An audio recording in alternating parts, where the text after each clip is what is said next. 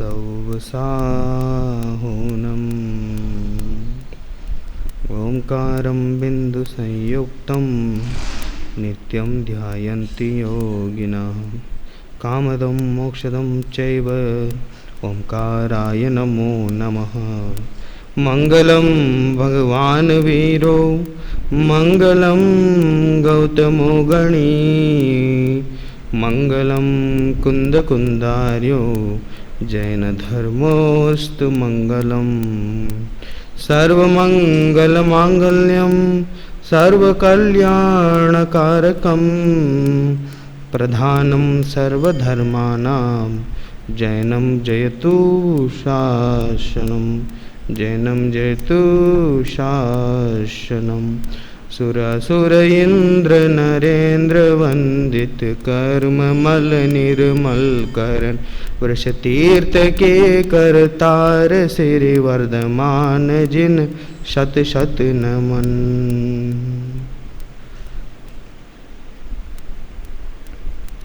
मंगलमय मंगलकरण वीतराग विज्ञान नमोता ही जाते भय अरहंतादि महान। करि मंगल करि हो महा ग्रंथ करण को काज जाते मिले समाज सब पावे निज पद राज। मोक्ष मार्ग प्रकाशक के तीसरे अधिकार के माध्यम से कर्मों की अपेक्षा जीव को होने वाले दुख उस पर चर्चा हुई। उसके बाद पर्याय की अपेक्षा ये जीव कैसे कैसे दुख भोगता है उसकी चर्चा प्रारंभ की है। मानो आचार्य कल्प पंडित टोडरमल जी ये सिद्ध करना चाहते हैं कि संसार में कहीं भी सुख नहीं है। वो शास्त्रों के माध्यम से वो जहाँ जहाँ सिद्ध करना चाहते हैं वहाँ वहाँ उन्होंने सिद्ध कर दिया कि इस पर्याय में इस कर्म के उदय से कहीं भी सुख नहीं है। भवन में जी भर घूम चुका कण कण को जी भर भर देखा।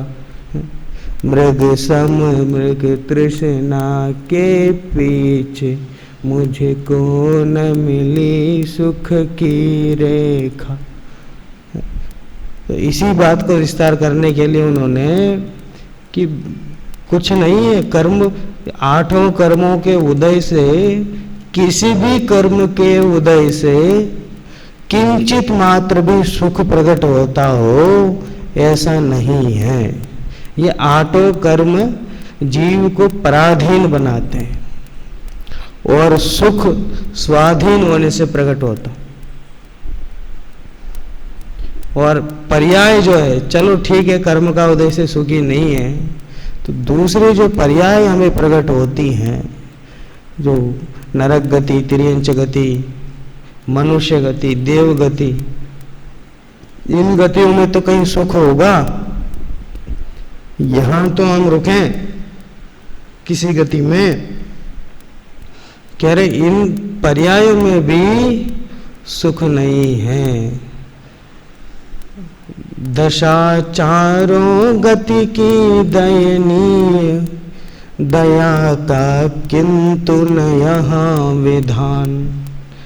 शरण अपराधी को दे अरे अपराधी वह भगवान। अरे चारों गति की दशा कैसी है? दयनीय है। दया का किंतु न यहाँ विधान, दुख ही दुख है।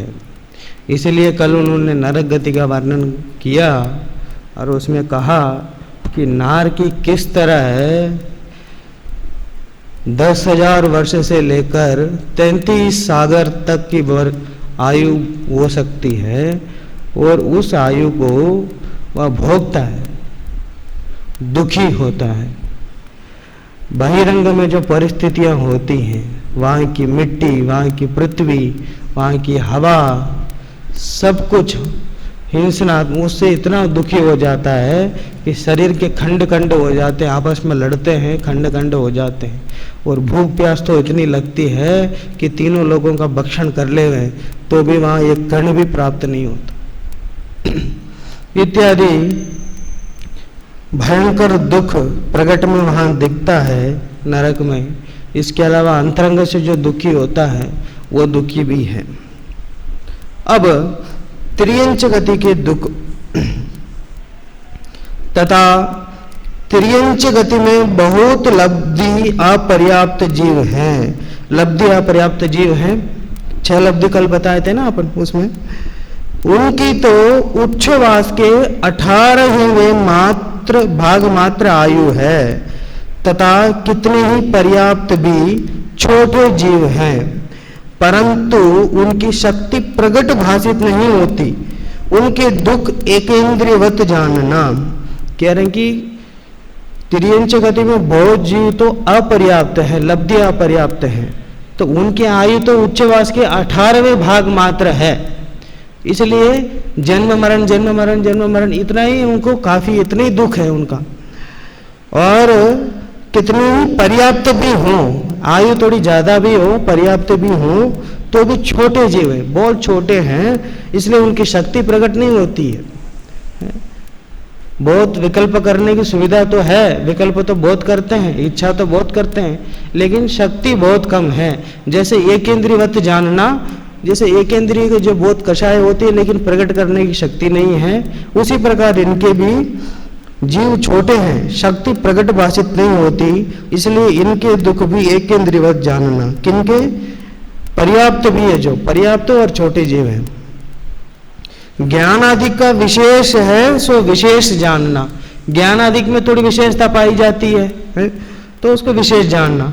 तथा बड़े पर्याप्त जीव कितने ही सम्मूर्छन हैं। जो बड़े पर्याप्त जीव होते हैं, वहां तो छोटे पर्याप्त जीव बात हुई, या बड़े पर्याप्त जीव की बात कर रहे हैं, वे कितने सम्मूर्छन हैं, कितने ही गर्भज हैं।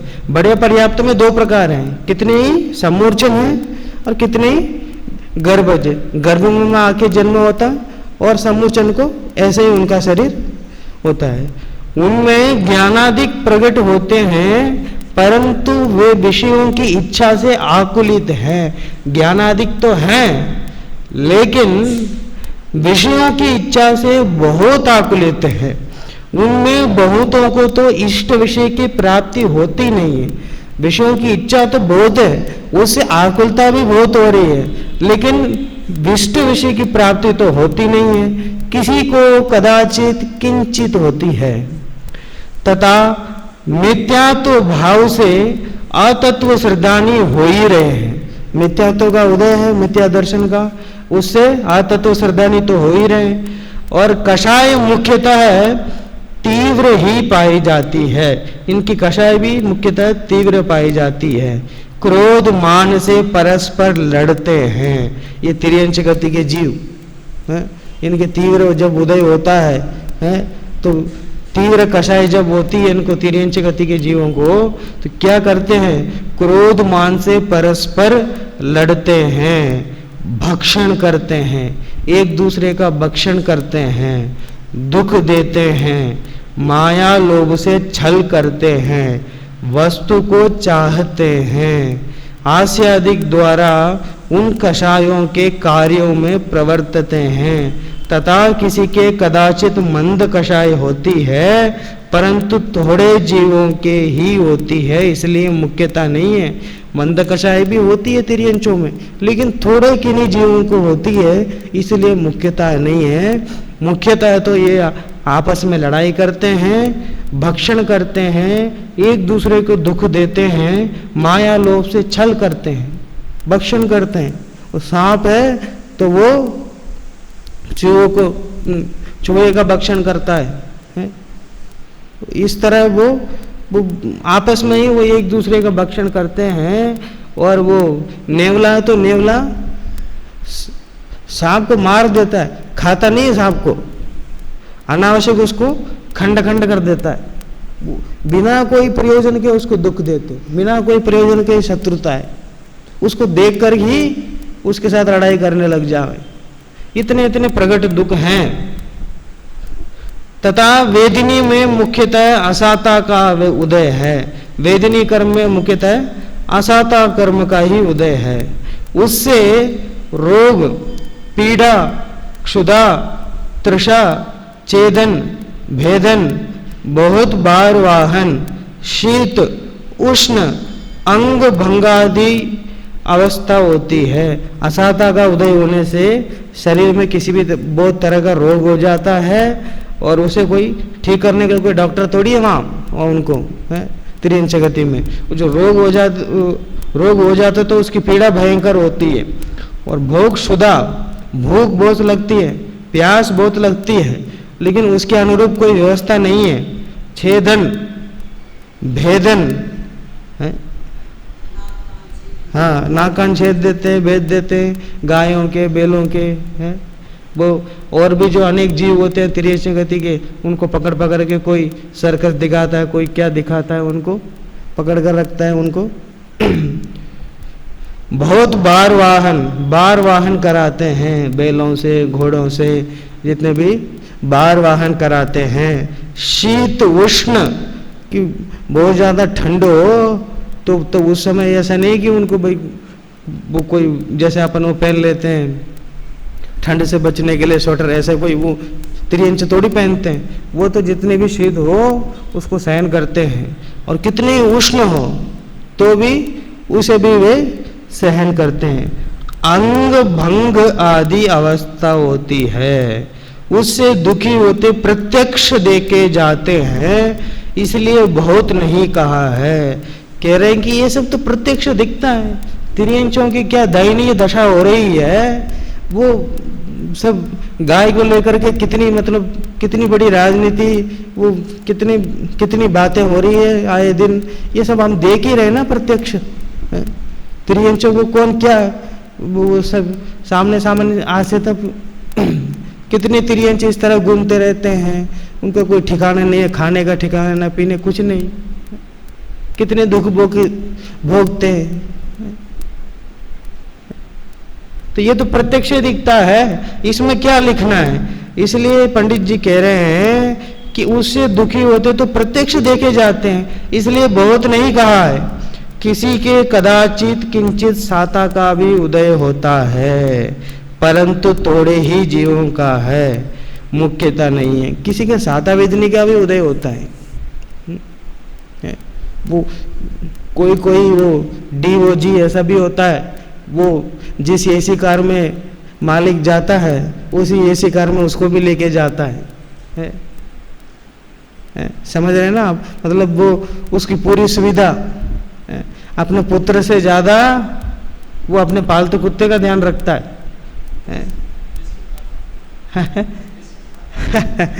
कह रहा सारी सुविधा उसकी करता है।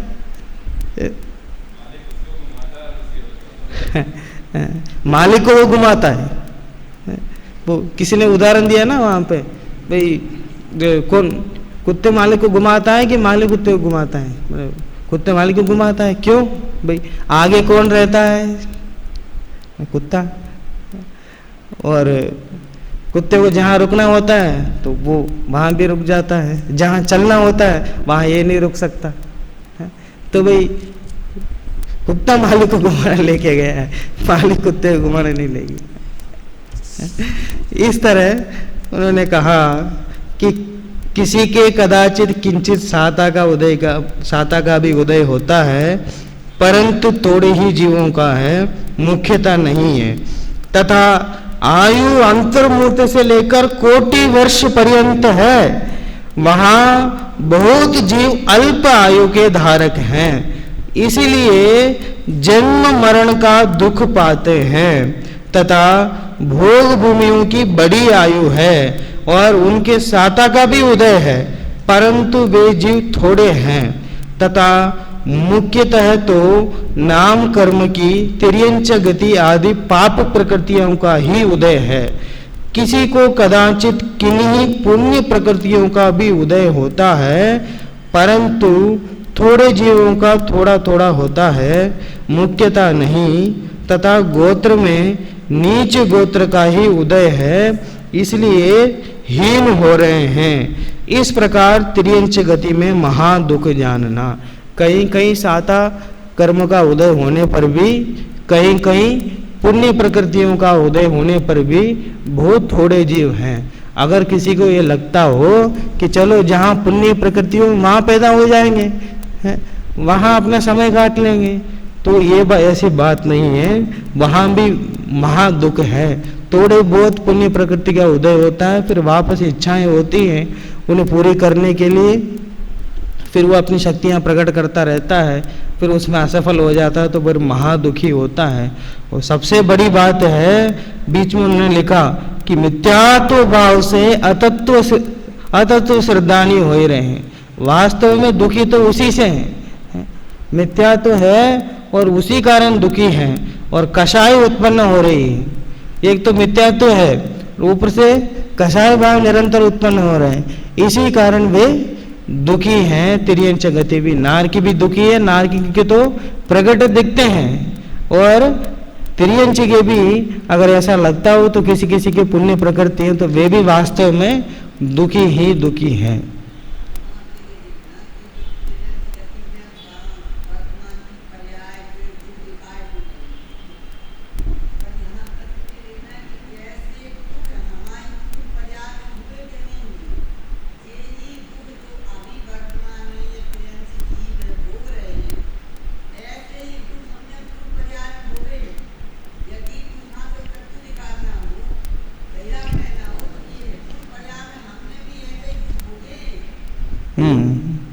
पूर्व में हमने भी अनेक बार तिर्यंच गति के जो दुख है उसे भोगे हैं।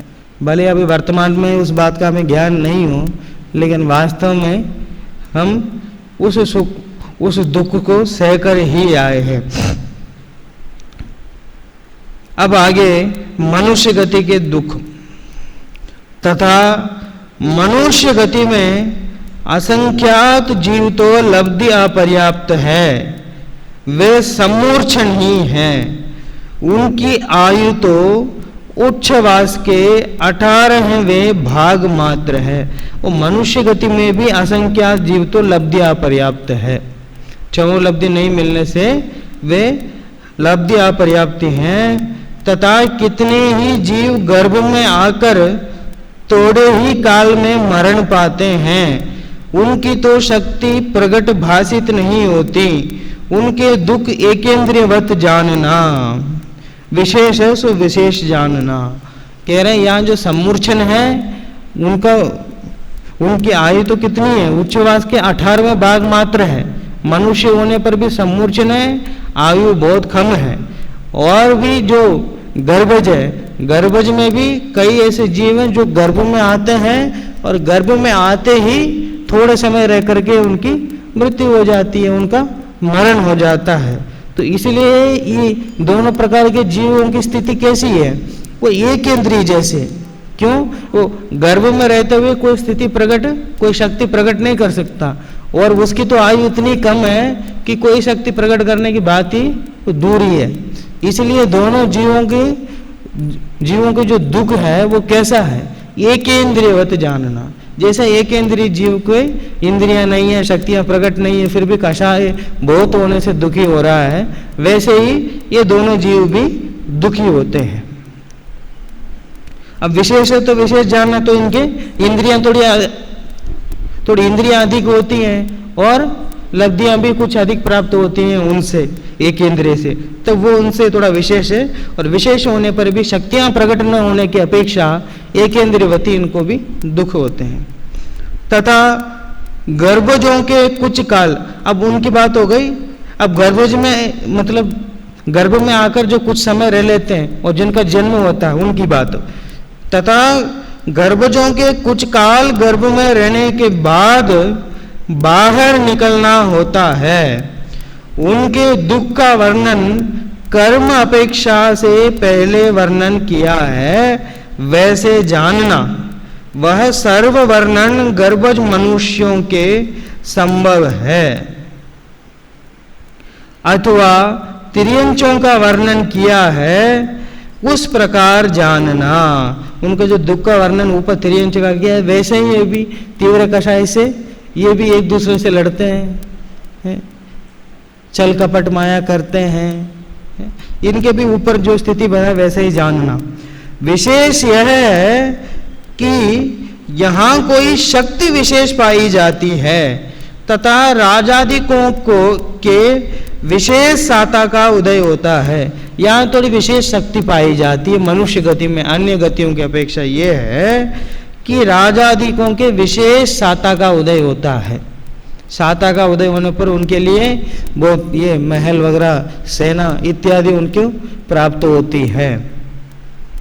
तथा क्षत्रिय आदिकों को उच्च गोत्र का उदय होता है। क्षत्रिय आदिकों का उच्च गोत्र का उदय होता है।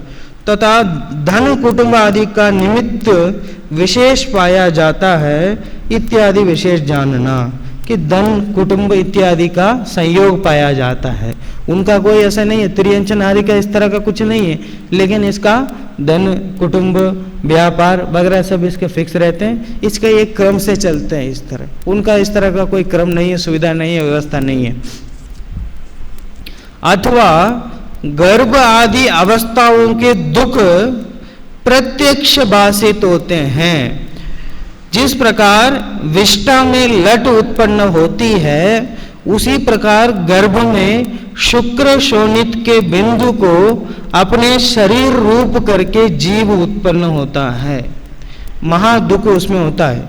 बाद में वहां क्रमशः ज्ञानाधिक की तथा शरीर की वृद्धि होती है।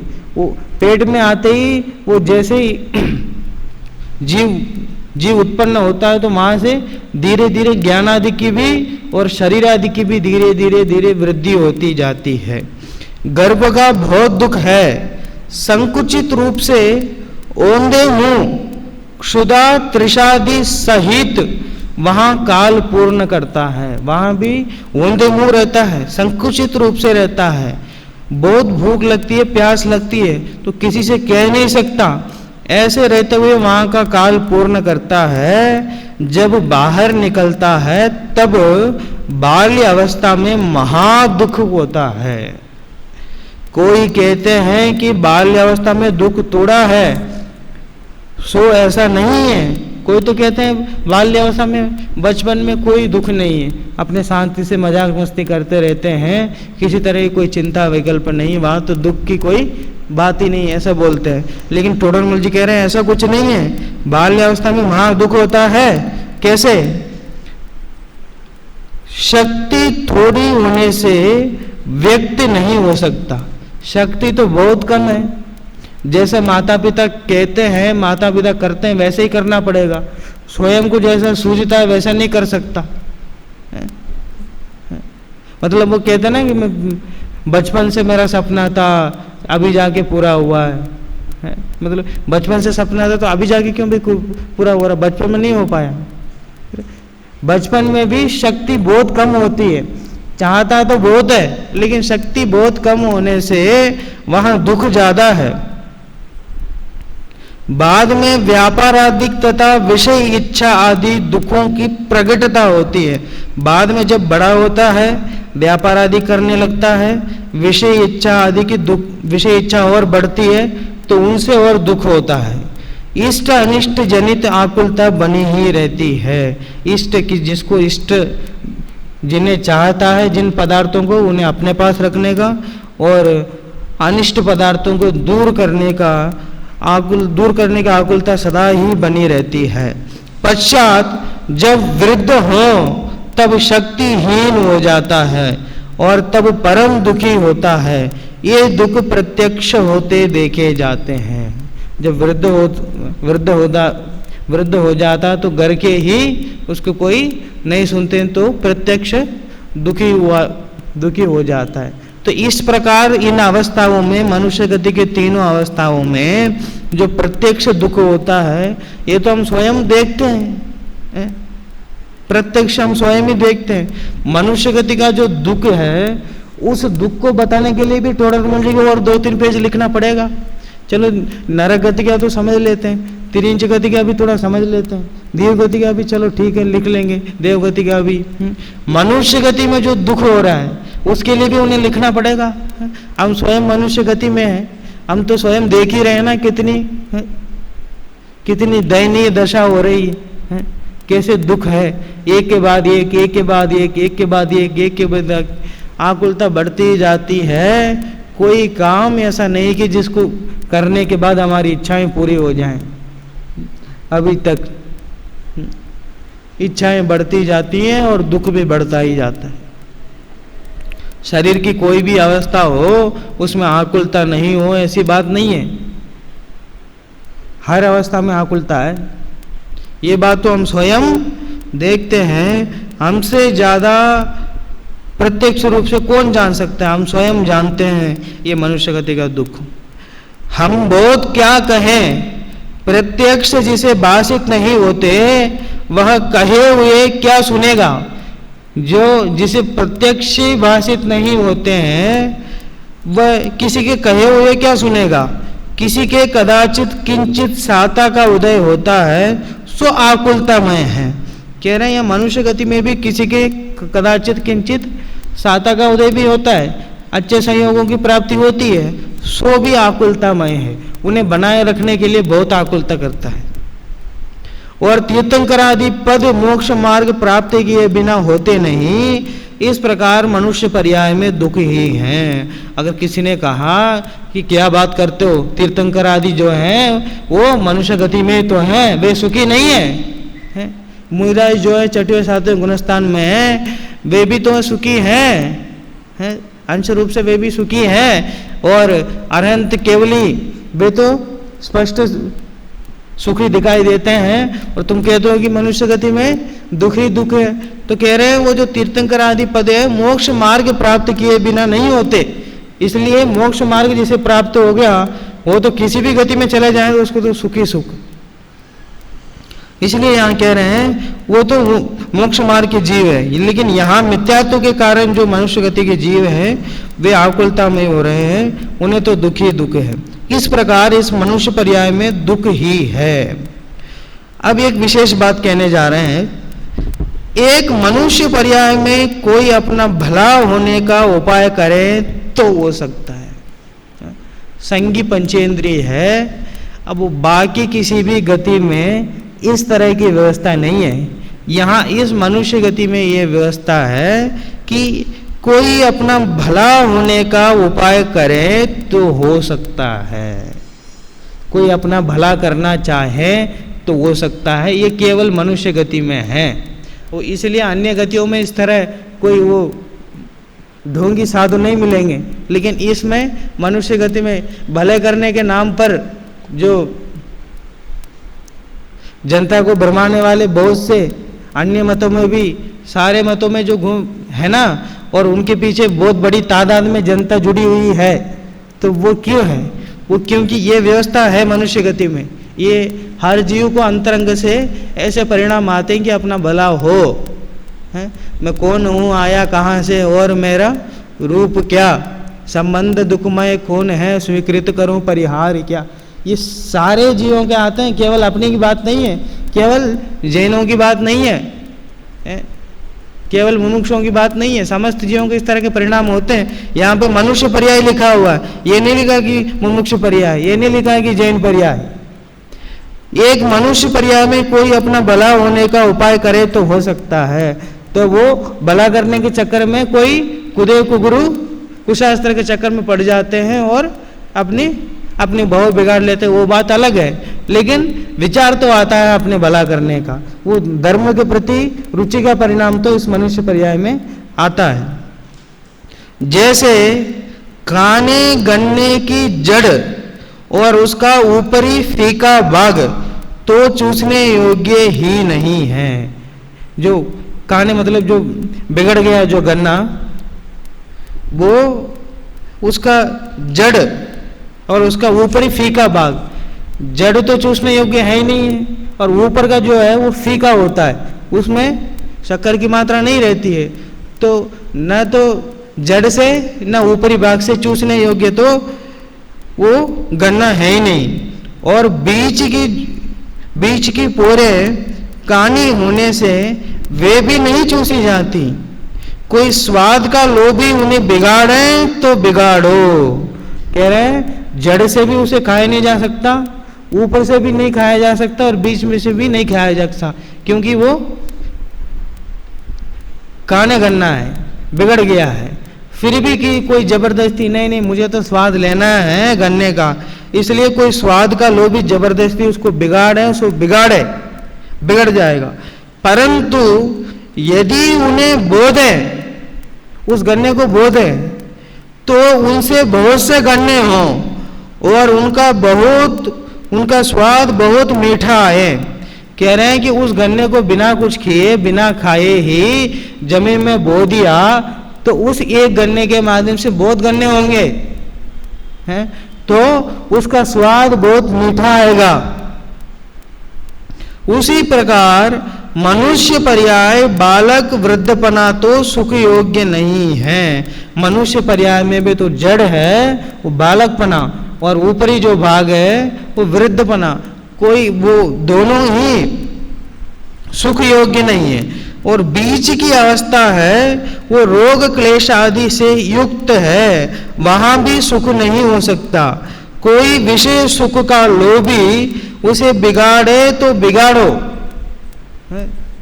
वास्तव में सुख है ही नहीं है, फिर भी कोई विषय सुख का लोभी होकर के उन्हें बिगाड़ो तो बिगाड़े। हम तो मनुष्य पर्याय में सुखी होंगे ही होंगे, हम तो सुखी रहना चाहते हैं, धर्म से हमें कुछ लेना देना नहीं है, आत्मा की बात से कुछ लेना देना नहीं है।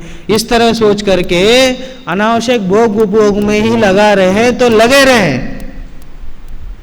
परंतु यदि उसे धर्म साधन में लगाए तो बहुत उच्च पद को पाए, वहां सुख बहुत निराकुल पाया जाता है। अगर इस मनुष्य पर्याय को मतलब मनुष्य पर्याय का उपयोग इस तरह किया जिसे धर्म साधन में लगाया, अपने आप को जिनवानी की बातों में है, शास्त्र स्वाध्याय में है, इस तरह मंद कषाय होकर प्रवर्तें, धार्मिक प्रवृत्ति हो, इस तरह अगर करे तो बहुत उच्च पद को पाए, उच्च पद को प्राप्त होंगे। तो उच्च पद को प्राप्त होंगे तो वहां सुख बहुत निराकुल पाया जाता है। इसलिए मनुष्य पर्याय में एक अपना भला करना चाहे तो भला कर सकते हो, ऐसा एक चांस रहता है सबके पास। अगर उस चांस को आपने बुना लिया तो वैसे ही आपने धर्म साधन में लगा लिया तो ठीक नहीं। हम तो धर्म वर्म कुछ नहीं मानते, हम तो विषय में सुख है उन्हीं में लगे रहेंगे, उन्हीं की कोशिश करेंगे, हैं? तो कोशिश करो तो करो, फिर उसके बाद वापस नीच गतियों में जाना होगा। लेकिन धर्म में लगा करके धर्म को समझ लिया, आत्म स्वभाव को समझ लिया तो उच्च पद प्राप्त होगा, सिद्ध पद प्राप्त होगा।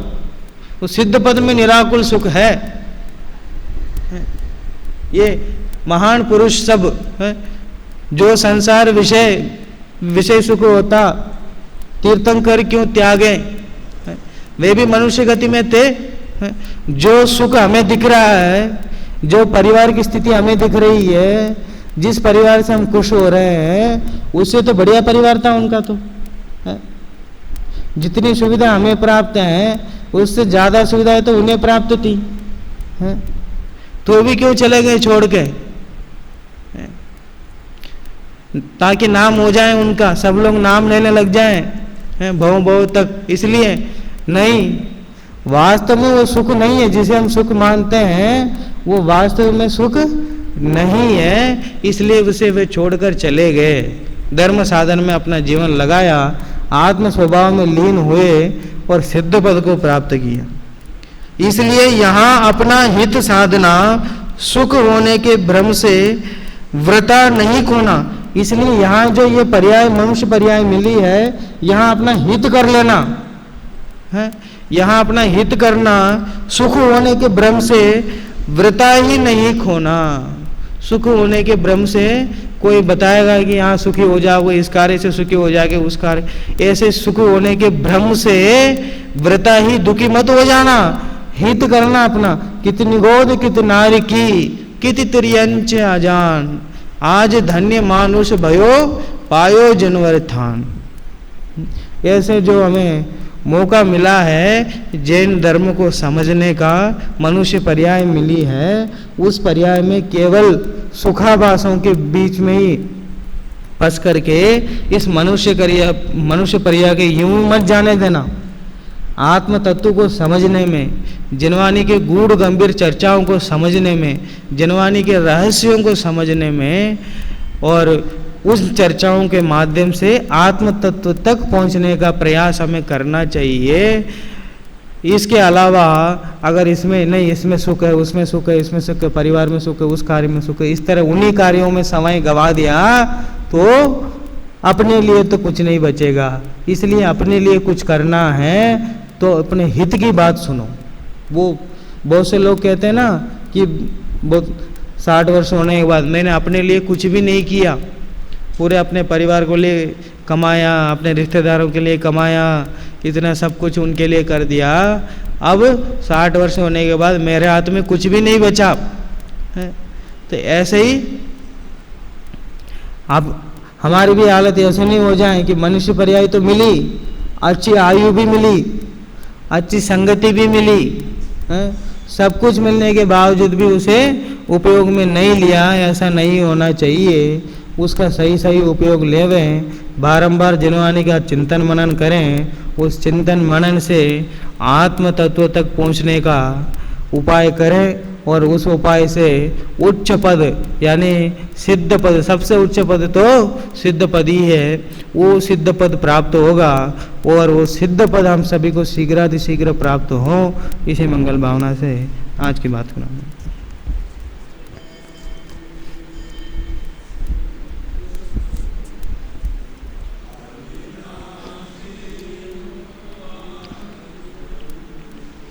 सहजानंदी शुद्ध स्वरूपी अविनाशी हूँ आत्मस्वरूप,